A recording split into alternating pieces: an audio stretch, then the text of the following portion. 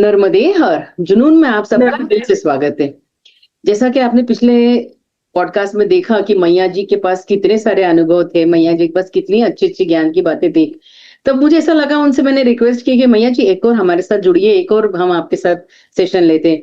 तो आज मैया जी फिर से हमारे साथ है और फिर से उनका स्वागत करते हैं, लता मैया का। नर्मदे हर मैया। नर्मदे हर। आप डॉक्टर हैं इसलिए आपको पहले ही सैल्यूट की, इतना मेरे को अच्छा लग रहा है मतलब। नहीं। और इतने ऐसे एजुकेटेड लोग चाहिए मैया के तट पे, हाँ मुझे लगता है सच में। मैया मुझे पहले तो आप एक बताओ, हमने पिछले बार तो आपसे बात करते समय इतने आपके मैया के इसमें हम गुंग हो गए थे कि आप मुझे ये बताइए कि आप परिक्रमा में अकेले निकली थी कि कोई था आपके साथ? नहीं, मैं घर से अकेले निकली थी। ओह, आप अकेले गई थी मतलब? और फिर वहां साथ मिला था कोई? हाँ मिला था, लेकिन इसके बारे में भी मैं बताना चाहती हूँ कि मैं अकेले निकली थी, लेकिन मेरी सोच ऐसी नहीं थी कि मुझे अकेले ही करना है। अच्छा। मेरा कंफर्ट जोन या मेरा ये मुझे पता था कि मेरा डर कहाँ तक है और क्या है। मुझे पहले परिक्रमा में वहां पे जाना है, वहां के जो दैनंदिन है, हम जो चलते हैं उसको एडजस्ट होना है। लेकिन बीच में ऐसे कुछ इंसिडेंट्स हुए कि मुझे लगा कि मेरे साथ कोई तो चाहिए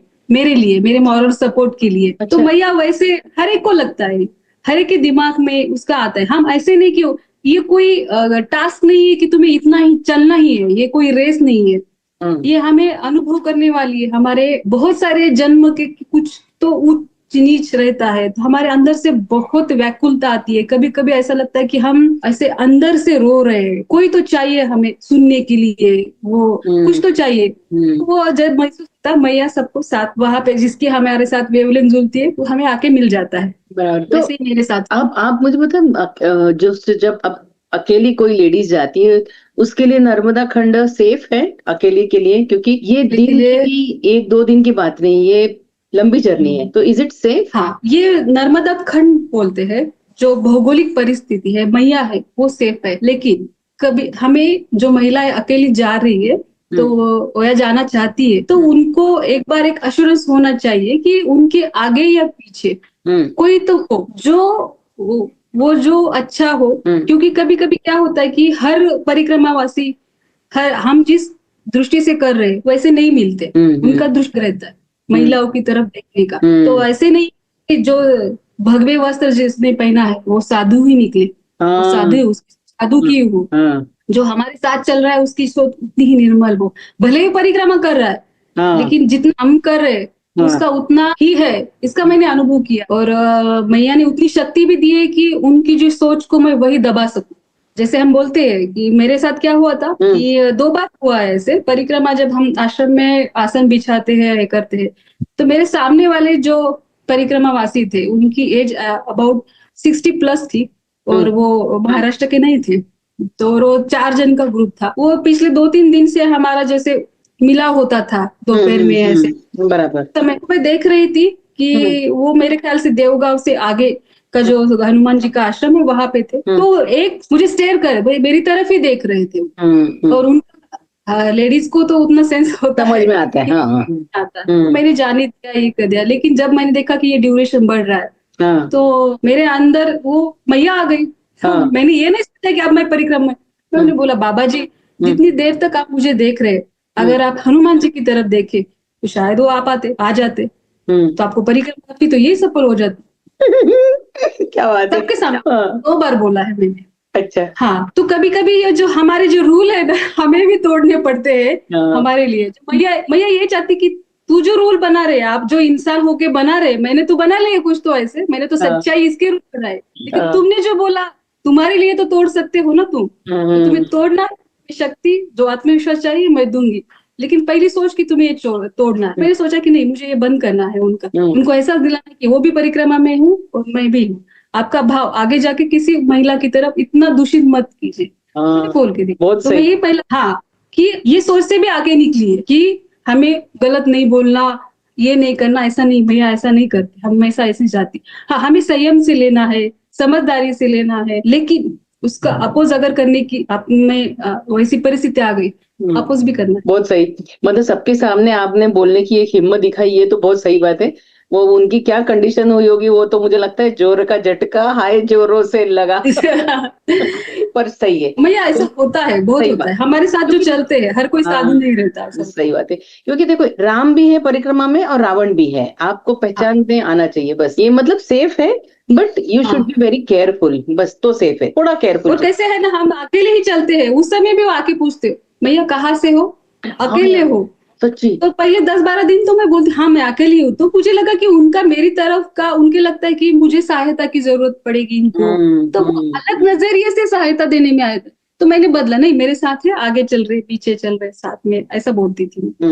लेकिन साथ जरूरी है एक हद तक, यानी अकेले तो है हमें अनुभव लेना, लेकिन ये भी सोच रखिए, सावधानी लेके चलिए कि ऐसा हो सकता है, ऐसा नहीं कि फिर हाँ वो हो सकता है, सही बात है। और ये नहीं, ये ना, मैं आपको सच बताऊं, मैंने ये अभी बहुत, अब जब जुनून से इतने लोगों के साथ जुड़ी हूँ ना, तो मैंने बहुत लोगों का, ये लड़कियों का ये सुना हुआ है लेडीज केस में, ये आप जो बोल रहे हैं वो पूरा 100% सही है, क्योंकि आपके अकेलेपन का वो एक ऐसा है, क्योंकि आप इमोशनल है उस समय, आप मैया के साथ कनेक्ट है, तो उसका वो लोग हाँ फायदा भी उठाते हैं। फायदा उठाती हूँ। ये बात तो है, तो हम थोड़ा अपने केयरफुल लेके दे रहे। तो आप हाँ सड़क मार्ग से गई थी कि कहीं कहीं तट मार्ग से गई थी, कैसे, मतलब आपका कैसा? मैं जैसा मार्ग मिलता गया हम्म वैसे चली गई। तो मैक्सिमम इच्छा सबकी जैसे होती है, तट मार्ग ही हो, मेरी भी इच्छा वैसी ही थी। हम्म और क्योंकि तट मार्ग अपना एक अलग लगाव होता है, तट मार्ग से मैया के साथ भी, हम्म और जो आजू बाजू का नेचर रहता है ना उसके साथ भी, वो गांव वाले उनका नर्मदे हर बोलना, जो हम सड़क मार्ग से मिस करते हो, वो हम्म थोड़ा सा आर्टिफिशियल लगता है, ये थोड़ा नेचुरल लगता है। हम्म तो मैंने यही किया कि जैसे हो सके मैया करवा दे, लेकिन हमारे अंदर एक, जैसे हम बोलते हैं कि तुम तट मार्ग से जाओ तुम्हें अनुभूति अच्छी आती, हम्म वैसा नहीं होता। जैसे हम सड़क मार्ग से भी चले हम्म तभी भी हमें अनुभूति आती है। हम्म क्योंकि मैंने ये महसूस किया कि जब मैं वापस आ रही थी अमरकंटक से ओंकारेश्वर, तो मैंने जैसे पहला हमारा जो विश्रांति थी वो कर ली थी, आगे से हमने तुलसी घाट में अंदर तट की तरफ आए थे, क्योंकि हम सड़क मार्ग से नहीं करना चाहते थे, तट मैया को साथ चलना चाहते थे। तो आगे आके दिंडोरी के पहले क्या हुआ कि ऐसी खड़ी चढ़ाई थी, और मेरे साथ दो बाबा जी थे, हम दोनों चल रहे थे। मुझे पता था कि मैं ये खड़ी है, मैं चढ़ नहीं सकती, स्लिपरी होती, क्योंकि मेरे सैंडल बहुत ये घिस चुके थे, लेकिन एक दूसरे के ऐसे हम चल पड़े। लेकिन उस समय ऐसा हुआ कि मैं ऐसे गिर के नीचे मैया में जाने वाली थी, और सामने सामने जो खेत है वहां पे कुछ लोग काम कर रहे थे, जैसे स्टेडियम में जैसे अभी कैच होगा नहीं होगा, ऐसे एक्साइटमेंट देखते हैं ना, वैसे वो लोग रहते, और बाप रे। मैया अब उठेगी या नीचे आएगी, ऐसा कुछ तो का जैसे ऐसे कट टू कट बोलते थे, वैसा इंसिडेंस हुआ जब मेरे हाथ से मेरा गिरनारी दंड, मेरे गिरनार का दंड है वो नीचे गिरा, तो तब मैं डर गई थी। तो वो जो मेरे साथ दादा थे, विनायक दादा और संजय दादा, दोनों की कृपा से उन्होंने मुझे ऐसे खींचा ऊपर से, मैं मेरा पैर ही नहीं हिला पा रही थी, ऐसे करके मैं ऊपर चढ़ी, तो मैं ऐसे पूरे लेट गई थी, और यहाँ पे भी चोट आई थी, ऐसे पूरे ऐसी हो गई थी मैं, क्योंकि हवा का झोंका था, मैं पूरे ऐसे नीचे गई, और मैं ऐसे पैरों को ऐसे दबा के ऊपर उठूं तो उतनी ताकत भी नहीं थी मेरी, सब ब्लॉक हो चुका था। और जैसे मैंने गिरनारी को नीचे गिरते देखा तो मैं पूरे हवा चली गई थी, फिर वो दोनों ने ऐसे मुझे ऊपर ले लिया, और ऐसे मैं ऊपर गई तो उधर से नर्मदे हर की आवाज आई, पता नहीं सिक्स हुआ था या कैच हुई थी। लेकिन तब मैंने ठान लिया कि हम चाहते हैं, मैं भी चाहती हूँ कि मैया तट मार्ग से मुझे चलाए, उसके साथ रहो, उसके करूँ। लेकिन कुछ मार्ग ऐसे हैं कि कुछ हमारी शारीरिक क्षमता को क्या बोलते हैं कि चैलेंज करते हैं, और हमें पता है कि मुझे पता थी कि मेरी क्षमता कितनी है, तो उसी समय मैंने ठान लिया कि नहीं अभी मैं पूरी आगे से या तो सड़क मार्ग से ही करूँ। लेकिन जब मैं सड़क मार्ग से आई तो भी मुझे वही भाव, वही जो मैं महसूस करना चाहती थी वही मिला। ऐसा कुछ कि आप इधर से ही जाइए, और ऐसे ही बोलते आप अनुभव कि हमें अकेले ही चलना है, मैया ऐसा ही करवाती है कि जो अब डिस्टेंस जैसे 4 किलोमीटर 10 किलोमीटर आप चलते हैं, वह बीच में गांव आता है, उसका आप करते कि आप आपके और आगे परिक्रमा से पीछे वाले में अंतर रहता ही, ऑब्वियसली रहता है। जो अभी जो चलता है कि अकेले ही करना है, तो वैसे नहीं, साथ में चलेंगे तो भी मैया प्रसाद देती है, अनुभव देती है। इसका अनुभव मैंने खुद किया कि मैं और मेरे साथ जो बाबा जी थे वो चल रहे थे, तो एक बार एक मैया ने हमें चाय के लिए बुलाया, आओ मैया, और उन्होंने पूछा कि आप दूध लोगे या चाय लेंगे, तो मैंने बोला मैं चाय लेना चाय चलेगी। उन्होंने 2 बार और आंसर मैंने ही दिया चाय, लेकिन मैंने साथ जो बाबा जी थे मेरे दादा थे, विनायक दादा, उनके बारे में नहीं सोचा कि वो क्या पीना चाहते, क्योंकि उस समय वो पीना था की इच्छा दूध की थी, लेकिन मिली चाय।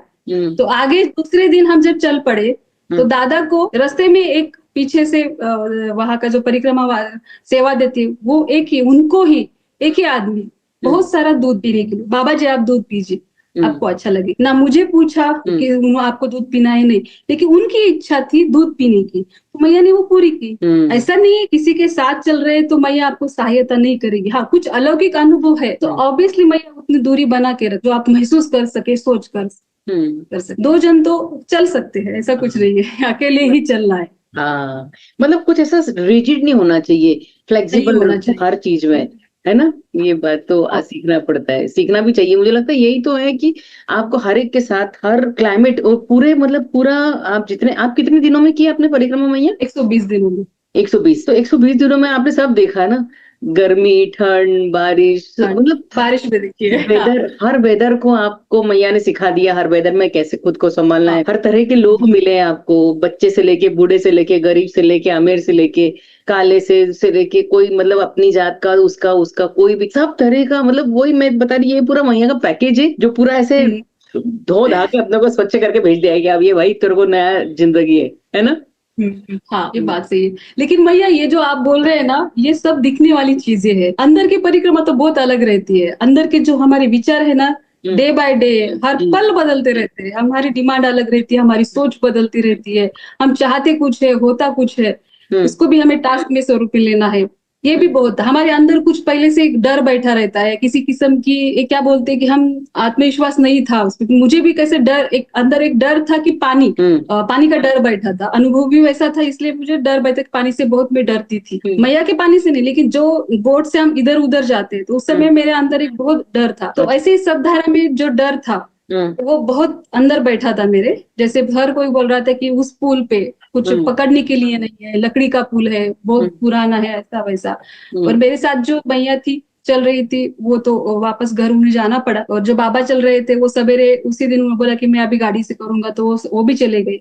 और मेरे साथ दूसरे दो पूना वाले मैया जो पहचान की थी वो चल रही थी, उनको बोला था हम साथ पे चले, तो उनका मेरे साथ उनको नहीं चलना था शायद, इसीलिए वो मेरे साथ या उनके साथ मुझे नहीं रखा उन्होंने, लेकिन मैं अकेली चल पड़ी थी। तो मैंने मैया को बोला कि अभी मेरी क्षमता मुझे कह रही है, मेरा अंदर का डर कह रहा है कि तू उस पुल के बजाय तो इधर से लंबा रास्ता लेके जा। अच्छा। लेकिन तेरी जो परिक्रमा कर रही है वो परिक्रमावासी, वो तेरी बेटी बोल रही कि तू वहां जाके उस डर से मिल तो सही, उससे फाइट तो कर ले। अगर तुझे लगा कि तू उससे फाइट नहीं कर पाएगी तो तू वापस आ, सड़क मार्ग तो वैसे ही खुला है, तू वहां से जा, लेकिन ट्राई तो कर। अपने अंदर का जो डर बैठा उसके ऊपर, उसको तेरे ऊपर हावी मत होने दे, उसको फाइट कर। तो वैसे फाइट करके मैं जब इस छोर से उस छोर तक पहुंची, एक्चुअली ड्यूरेशन बहुत 1 मिनट का भी नहीं है, लेकिन वो पार करने का जो मेरे दिमाग में जो चल रहा था, कैसे करूँ, वो ये हो गया वैसे होगा, ये अंदर की लड़ाई है ना अपनी, वो कोई नहीं देखता, उसका साक्षी सिर्फ मैया रहती है। और उसको हम कैसे, इसीलिए तो परिक्रमा, नर्मदा परिक्रमा सबसे अलग क्यों है, यही है। यहाँ पे आपका फिजिकल टास्क ये भी, इसको भी परखा जाता है, आपका मानसिक ये कैसा, आपका मन भी परखा जाता है, आपका आत्मिक भाव भी, यहाँ पे आपका सब क्षमता के बजाय आपका सत्व परखा जाता है। टास्क में कैसा होता है कि आप जाइए वहां जाइए, आपकी फिजिकल स्टैंड अच्छी, सब अच्छा ये होता है, लेकिन आप यहाँ से जाएंगे तो आपका सत्व कैसा है, ये पूरा सलाह के उस मैया उसकी कसौटी देख के हमें बाहर निकालती है। तो परिक्रमा इसीलिए यहाँ पे सत्व हमारे अंदर का हमारा वो मैया देखती है, उसको सलाह ऐसे आग में ऐसे ये करके बाहर निकालती है हम सब। हाँ सच्ची में। ये 120 दिनों में ऐसा आपका कौन सा सबसे बेस्ट दिन था? वैसे तो सभी दिन अच्छे थे, पर ऐसा कौन सा था कि हाँ आज का दिन मिल गया तो मेरा बिल्कुल सफल हो गया, ऐसा? या कौन सा दिन था जिस दिन आपने पूरा गिव अप कर दिया था या सोच लिया था कि बस अब नहीं करूंगी, ऐसा? ऐसे ये दोनों 120 दिनों में से कौन से ऐसे दोनों दिन थे? दोनों तो पहले मैं गिव अप करने का दिन नहीं बताऊंगी, क्योंकि मैं उस वक्त परिक्रमा शुरू नहीं की थी गिव अप करने का। आपको जान के थोड़ा ये भी लगेगा, सरप्राइज भी हो जाएगी कि जब मैं घर से निकली सब करके, तो जब मैं गाड़ी में जाके बैठी तो मेरे अंदर का जो, जैसे हम देखते हैं कि अगर आप किसी अच्छे काम के लिए जा रहे हैं आगे, तो खींचाव आता है एक निगेटिव का, थिंकिंग आती है, वो अपनी ही रहती है, कुछ बैकअप माइंड का रहता है। वो मेरे ऊपर बहुत हावी हुआ था। जब मैं बस में बैठी थी तो मुझे अलग किस्म का अकेलापन महसूस हो रहा था कि मैं कुछ तो मेरे घर से, मेरे परिवार से, मेरे अपने लोगों से दूर जा रही हूँ। मैया के साथ ये था, लेकिन वो सोच इतनी थी, बड़ी थी, नहीं मुझे अकेली जाना है, मुझे डर लग रहा था। कुछ जहाँ पे जा रही हूँ मुझे कोई पहचान का नहीं है, सब जगह अननोन है। तो ये डर इतना लगा कि मुझे लगा कि नहीं अभी मैं नहीं कर सकती। मेरे हस्बैंड को मैंने 5-6 फोन किए, मुझे अलग सी अनईजी फीलिंग हो रही है अंदर से। तो मैं उतरूंगी अभी गाड़ी से उतरूंगी, मैंने गिव अप वही किया था। लेकिन पहले उसके पहले उन्होंने बोला कि ये लास्ट स्टेशन है, तो जहाँ पे है मैं तुझे लेने आ जाऊंगा। वो हमारे घर से इससे नजदीक है, मैं किसी को भेज सकता हूँ वहां से, लेकिन इससे आगे तू जाएगी तो तुझे वहां पे वो ड्राइवर भी नहीं छोड़ेगा, तुझे ओंकारेश्वर इंदौर उतरना ही पड़ेगा। तो उनके ये क्या है कि अभी मुझे, अगर मैं यहाँ पे बस से नीचे उतरी तो मेरी 7 साल की साधना जो शुरू होने से पहले ही यहीं पे होगी। अगर मैं अंदर चली गई तो मेरी साधना का जो तब मैं परिवर्तित हुई, एक कदम मैं आगे जाऊंगी, तो मुझे क्या करना है, गिव अप करना है, नहीं करना है। तो मैंने बहुत सोच समझ के सबसे लास्ट में जो खाना खाते बैठते हैं उन्होंने अनाउंस किया, ये किया, सीटी बजाई, सब बजाई। ये सोच के बहुत पसीना आया था मुझे। नहीं, मुझे जाना है, देखती हूँ क्या होगा आगे। योग मैंने उस समय किया था। मेरा, जो हम बोलते हैं कि परिक्रमा में होता है, मेरा परिक्रमा में गिव अप करने का एक ही क्षण नहीं था। घर से एक कदम बाहर पड़ा तो मेरा गिव अप, मैया ने बहुत कठिन परीक्षा ली थी उस समय मेरी। वो तभी आपने ड्राइवर है ना, उसके बाजू में जाके बैठी थी, मैं सो ही नहीं पाई, उसके साथ बातें कर रही थी। मुझे ऐसे अलग डर के किसी में अकेलापन महसूस बहुत हो रहा था, पता नहीं था वो क्या। शायद मैया कुछ अंदर का निकाल रही थी और टास्क दे रही थी, तू अभी निकल पड़ी है, पोस्ती क्या मेरी तरफ देखती हूँ। आप बहुत भाग्यवान है मैया कि आपको इतने अच्छे हस्बैंड मिले जो आपको सपोर्ट कर रहे हैं। बेटे ने भी आपको, क्योंकि आप बहुत यंग है अभी, यू आर जस्ट 46 ना, 43 बताओ। तो इतनी छोटी उम्र में आपने परिक्रमा कर ली, बहुत अच्छा काम, मतलब लाइफ का बहुत बड़ा, मतलब आपने क्या बोलते हैं ना, सक्सेस, पूरा लाइफ अच्छी से एकदम आगे पूरी स्मूथ है, बढ़िया है एकदम। और बेटे ने भी परमिशन ली थी आपने, आपको मिल गई थी दोनों तरफ से? एक्चुअली जो परमिशन है वो उनसे मिलना भी मेरे लिए डबल टास्क था।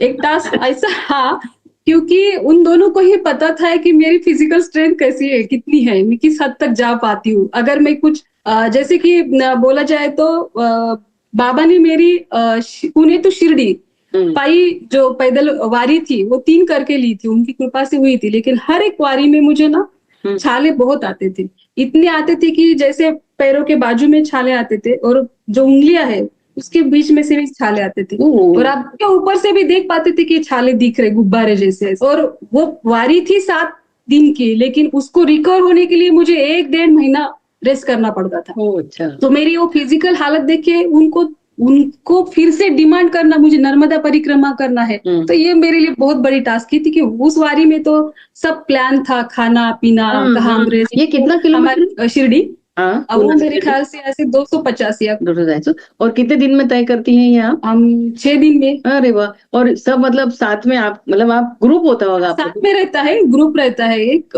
यहाँ पे साई मंदिर है सांगवी में। तो वहाँ के जो लीने भाऊ है तो वो लेते थे। उनका भी मेरे इस आध्यात्मिक यात्रा में उनका भी बहुत बड़ा हाथ है। अच्छा। उनके ही आशीर्वाद से, हाँ, वो किया था। ये हर साल करते हो आप क्या? वो 3 किए मैंने, वही बोल रही हूँ कि ये छाले देख के जब मैं तीसरी बारी में वहां पे पहुंची थी तो मेरे हस्बैंड ने मेरे पाँव से पानी निकल, छाले में से 7 से 8 सालों में से पानी निकाला था। आप देखिए उसमें भी मैं कहीं कहीं बैठी हूँ लेकिन चली हूँ। अनुभूति, मेरा मन जानता है अनुभूति अलग है, लेकिन जो मेरा शरीर वो देख रहे हैं ना, उनको अच्छा नहीं लग रहा था। तो ऐसा टास्क क्यों कर रही है? तो इसके बावजूद भी उनको नर्मदा परिक्रमा की मुझे जाना, ये बोलना, यहाँ की तो सब अपोजिट है, अनप्लान है सब, मैं अकेली हूँ। फिर तो मैंने एक आइडिया लगाई कि मैं क्यों फिजिकल स्ट्रेंथ की बजाय इनको नर्मदा परिक्रमा क्यों सबसे अलग है और क्यों महत्व मेरे लिए अनुभव से, तो ये बताना मैंने शुरू किया था। उसको जैसे मैं जो वीडियो है आते थे टीवी पे लगाती, छोड़ देती थी, ऐसा अनुभव बच्चे को, हस्बैंड को बोलती थी।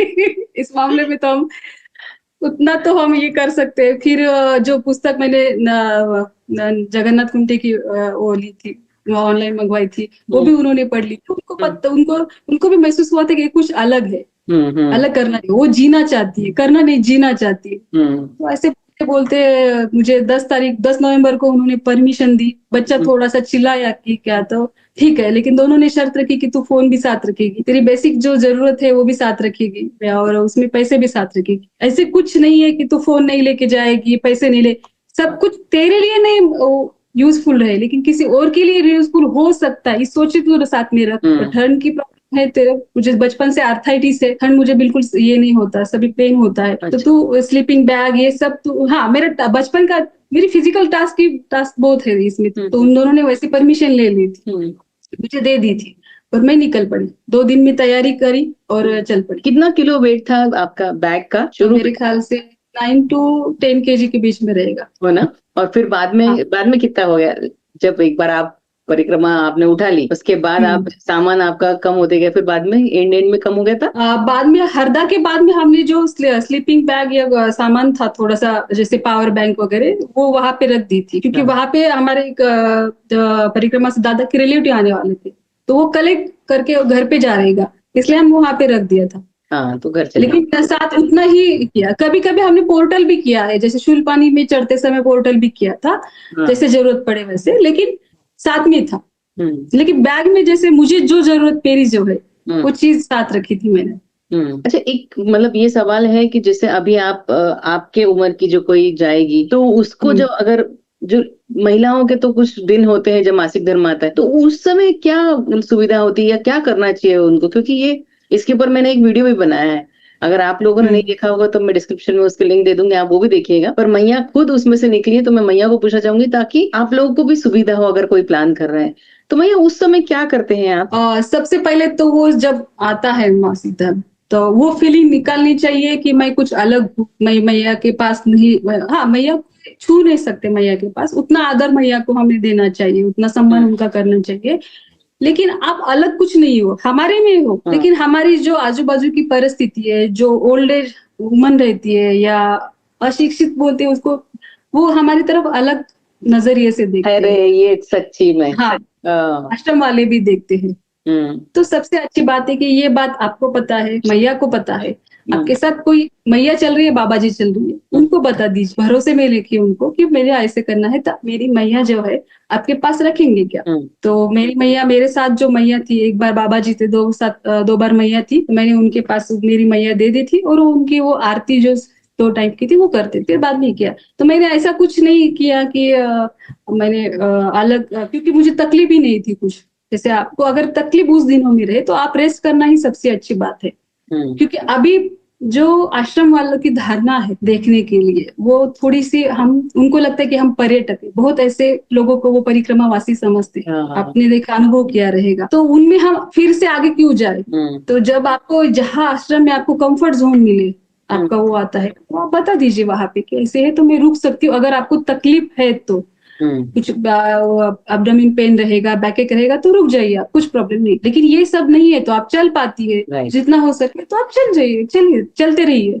मैंने ये सवाल आपसे क्यों किया, क्योंकि बहुत सी लड़कियां हैं जिन्हें निकलना है, बट उन्हें यही प्रश्न रहता है कि हम क्या करें। तो पूरे खंड में अगर आप मतलब आश्रमधारी को अगर कॉन्फिडेंस में लेके बता देते हैं तो वो सबसे अच्छा होगा, या तो फिर वहां के सरपंच है, कहीं भी आपके रहने की व्यवस्था हो ही जाती है। और अगर आप फिजिकली और फिट तो यू कैन गो, आप चलो, बस अपनी मैया किसी बाजू वाले को दे दो, दिल से तो आप स्मरण करते ही हो मैया को, श्रद्धा से भाव तो रखते ही है पूरा, है ना? वो भी एक स्त्री है जिसकी परिक्रमा कर रहा है, तो वो भी इस चीज को जानती ही है। अभी आप बात करते करते मैं एक चीज बोली कि आश्रमधारी भी हमको पर्यटक की नजर से देखते हैं, तो मुझे मेरे भी बहुत अच्छे से अनुभव है इस मामले में। आपको क्या लगता है कि हम परिक्रमवासियों ने, जो आने वाले परिक्रमवासी हैं, आप उनको क्या सलाह दोगे कि उन्होंने कैसे, क्या बर्ताव करना चाहिए, कैसा बिहेव करना चाहिए, उन्होंने क्या, हमारी गलती होती है? क्योंकि आपने खुद देखा है अपनी आंखों से, कई जगह हम अच्छे भी हैं, कई जगह हम गलतियां भी करते हैं। तो आप क्या सलाह देंगे जो अब नए परिक्रमा से निकलने वाले हैं उनको? पहली बात तो मैंने दोनों तरफ से अनुभव किया है, परिक्रमावासी की गलतियां और कुछ कुछ आश्रम में से उस गलती को दिखाने का गलत तरीका, आश्रम वासियों का गलती को दिखाने का गलत तरीका, यानी जैसे जो आश्रम वासी सेवा करते हैं एक उसी जोन में है, उनको सात्विकता, जो रूल्स है उनको अच्छी तरह से पता है। हर एक परिक्रमावासी को पता है कि जैसे इतनी देर तक चलना है, नहीं चलना है, खाना कैसे खाना है, हाथ नहीं लगाना, जो परोसते हैं उस समय उनको छूना नहीं है। ये जो उनकी जो धारणाएं थी वो हर किसी को नहीं पता है, और हर वक्त वो फॉलो हो ही जाए ऐसा भी नहीं है, चूक मुक्त होती है। तो समझदार आदमी वही है, अच्छा आदमी वही है कि वो गलती को भी किसी की सही तरीके से बताए, ये भी बात है। तो मैंने दोनों अनुभव है कि परिक्रमावासी भी गलतियां करते हैं, और 2-3 आश्रम में ये अनुभव किया है कि उनको गलतियों को गलत तरीके से भी बताया जाता है, जिससे वो थोड़ा सा अपमानित हो या गलत तरीके से वो आश्रम छोड़ के भी चले गए, ऐसा भी अनुभव किया। तो हमें क्या मिलजुल के क्या करना चाहिए है, तो हम दोनों बच्चे, एक चल रहा है और एक सेवा दे रहा है। तो परिक्रमावासी का पहला है कि वो टास्क नहीं समझे। तो पहला परिक्रमावासी ये टास्क समझे, मुझे इतना चलना ही है, इतना जाना ही है। हम पंढरपुर की वारी में इतना हर दिन चलते हैं, मैंने ये देखा है। तो ये पहले हम ये ध्यान लें कि नर्मदा परिक्रमा और पंढरपुर की जो वारी है, वो दोनों में बहुत अंतर है। ये पूरी प्लान है और ये पूरी अनप्लान है। इसको जाते समय आपको सब साथ निकलते हैं, जाने का दिन भी सभी का सेम ही है, और आप जहाँ पहुंचते हैं वो भी सेम दिन है। यहाँ पे वैसे नहीं है।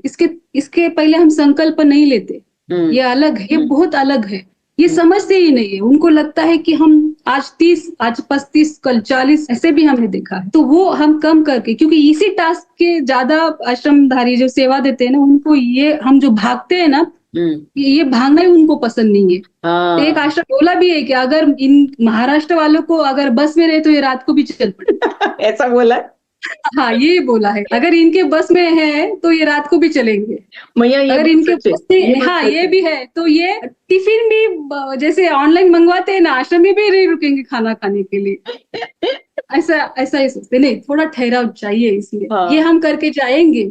और कुछ जो हम सुविधा की बात करते हैं, तो मैंने भी अनुभव किया है कि कुछ है वहां पे, लेकिन करने वाले भी इंसान है, उसको क्लीन करने वाला भी इंसान है, उसके ऊपर चिढ़ने वाला भी इंसान है, और हम भी इंसान है। इसी में से अच्छा मार्ग या निकाल सकते हैं हम, ये भी कर सकते हैं। और पहले हमें आश्रम वासी जहाँ सेवा दे रहे, उनको आदर करना चाहिए और उनको बताना चाहिए कि आपने जो अनुभव किया है, मुझे पता है कि आपको गलत है, लेकिन अभी मैं आई हूँ, मैं नहीं हूँ, तो आप हमें चांस दीजिए, शायद ये शुरुआत होगी। मेरे साथ भी वैसे हुआ था।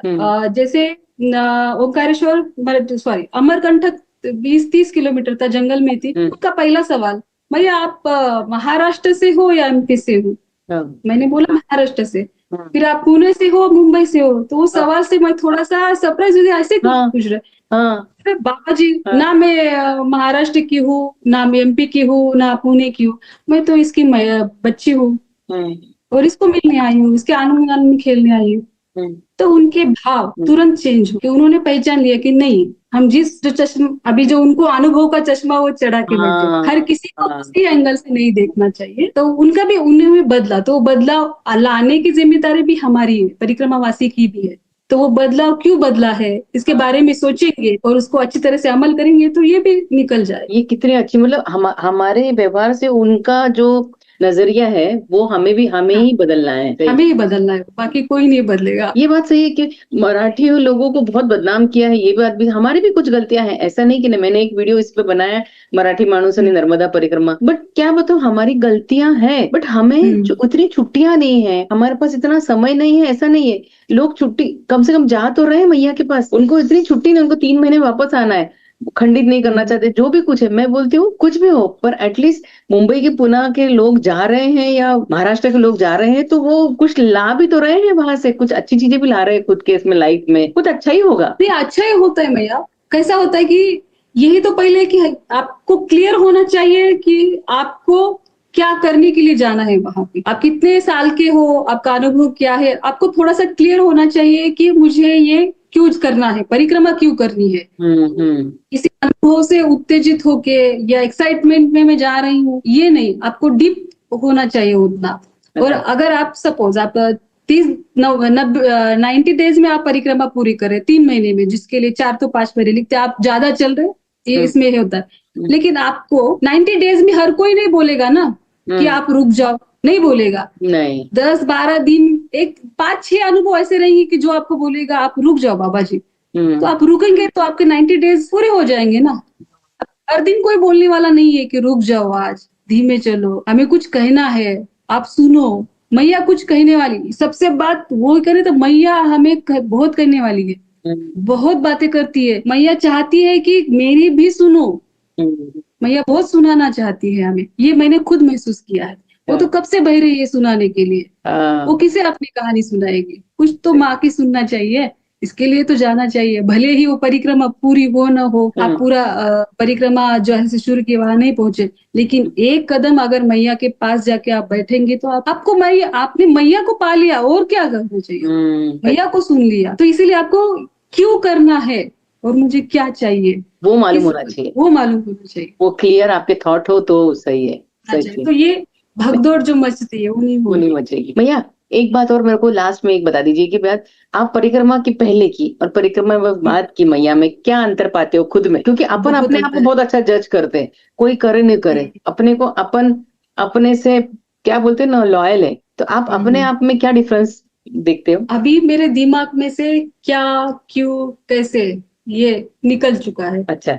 अंदर पता है क्या हो रहा है, क्या होएगा, क्या अच्छा होगा। मेरा ये भाव अच्छा है, तो वो जो भी होगा उसका स्वीकार, आनंद से स्वीकार करूंगी मैं। जो पल है मेरा आनंद ही जाना चाहिए। और इसमें जो भी कठिनाई आए तो ये तो मेरे साथ ही है, लेकिन एक अलग सा खुद में भी आत्मविश्वास आया है कि मैं उसका बच्चा हूँ। ये करूंगा, ये टास्क लड़ूंगा मैं, ये आत्मविश्वास मुझे में बहुत आया। और ये क्या क्यों, ये निकल ही चुका है अभी जीवन के इसमें से। जो होगा वो अच्छा ही होगा, ये सोचना है ना? अच्छा ही होगा, जो होगा। मैं इनके पास बैठी हूँ, मेरे लिए कुछ नहीं चाहिए। डिमांड नहीं रही कि हाँ, स्वप्न की वो अलग है कि जो हमारा प्रोफेशन रहता है वो है कि नहीं, लेकिन उसका अट्ठास नहीं रहा। उड़ने की चाह है, लेकिन वो जैसे जैसे बल देगी, हमारे पंख संवारेगी, वैसे वैसे हम उस खुले आसमान में उड़ेंगे। सुंदर। और उसका साक्षीदार उसको तो होना ही है। बहुत ही और अच्छा। उसके बाद भी मैं अभी दो अनुभव शेयर करना चाहती हूँ आपसे, जो बहुत अलग है। और मैं जो जाना चाहते वो भी बताना चाहती हूँ कि ये जो हमें मैया अश्वत्थामा का दर्शन होता है, मैया का दर्शन हर पल होता है हमें, ये इसके बाद के लिए कोई ये नहीं है। लेकिन उसका जो हम बोलते हैं लुप्त तो मैया हो गई है, या मैंने देखा वो गायब हो गई है, नहीं दिखी है, ऐसा किसी किसी को अलौकिक अनुभव आते हैं किसी के भाग्य में। लेकिन वो सोच रख के आप जाएंगे तो, और नहीं मिला तो आप ऐसा मत सोचिए कि आपकी परिक्रमा कुछ गलत तरीके से हुई है, मैया के दर्शन नहीं हुए। तो मेरे साथ भी मैं बोल सकती कि मैया ने मुझे साक्षात दर्शन, मैं नहीं बोल सकती ऐसा हुए नहीं हुए, लेकिन मैंने दो अनुभव ऐसे किए हैं कि जैसे मांडवगढ़ का मैंने आपको बोला, और दो अनुभव ऐसे है कि डिंडोरी जैसे हमें पहुंचना था और हम तट से जा रहे थे, जैसे अंधेरा ही होने वाला था और तट का मार्ग ऊपर जाने के लिए हमें नहीं दिखाई दे रहा था। तो उस समय जैसे हम बोलते हैं नर्मदे हर नर्मदे हर, हमने भी मैया को आर्त साथ दिया। तो आप यकीन नहीं मानेंगे मैया, नर्मदा का किनारा लंबा है, वहां पे बीचों बीच ऐसे एक पत्थर था, और उस पत्थर पे एक फॉर्मल शर्ट, टी शर्ट भी नहीं, फॉर्मल शर्ट और फॉर्मल पैंट पहना हुआ एक आदमी बैठे थे वहां पे। उनका शर्ट, जैसे अभी वो मैया के बीचों बीच बैठे हैं, सपोज वो वहां के जो क्या बोलते कोहली है, अगर वो उनको पानी में जाना है तो आदमी क्या करेगा, अपने कपड़े निकालेगा, अंदर जाएगा। बराबर। तो वैसा नहीं था, उनके कपड़े भीगे हुए नहीं थे, वो मैया के बीचों बीच थे। और वो पत्थर उतना भी बड़ा नहीं था कि मैं आराम से बैठूं मैया के साथ। अच्छा। ऐसा, और उनकी वो ऐसे अलग तरीके से बैठे, दोनों पैरों पे ऊपर ऐसे बैठे थे कि वो जगह ही इतनी सी थी। और उन्होंने हमको रास्ता दिखाया ऊपर जाओ। वो वहां पे क्यों बैठे थे? वो बैठा था वहां पे। हाँ देखिए, वो पता नहीं वो कौन था। तो मैंने भी देखा पीछे मुड़ के, होते हैं क्या, नहीं हुए, वहीं पे थे। लेकिन वो देखिए कितनी अलग बात है, पानी में रह के भी शरीर भीगा नहीं है, किस वजह से वो वहां पे बैठे। भाव भी ऐसे नहीं है कि मैं आनंद ले रहा हूँ या कुछ भी नहीं है, ये भी एक अलग किस्म का अनुभव है। अब वो कौन था? वो उनको मैया बोल सकते हैं, वही मैया है, लेकिन उसके लिए उनको वहां से होने की जरूरत नहीं है ना, होने की। वो ये एंगल थोड़ा सा हमें नहीं ये जाना चाहिए। और फिर उसके बाद जैसे हम जो परशुराम जी का जो जन्मस्थली है, मदग्नि आश्रम, वहां से मैं निकल पड़ी।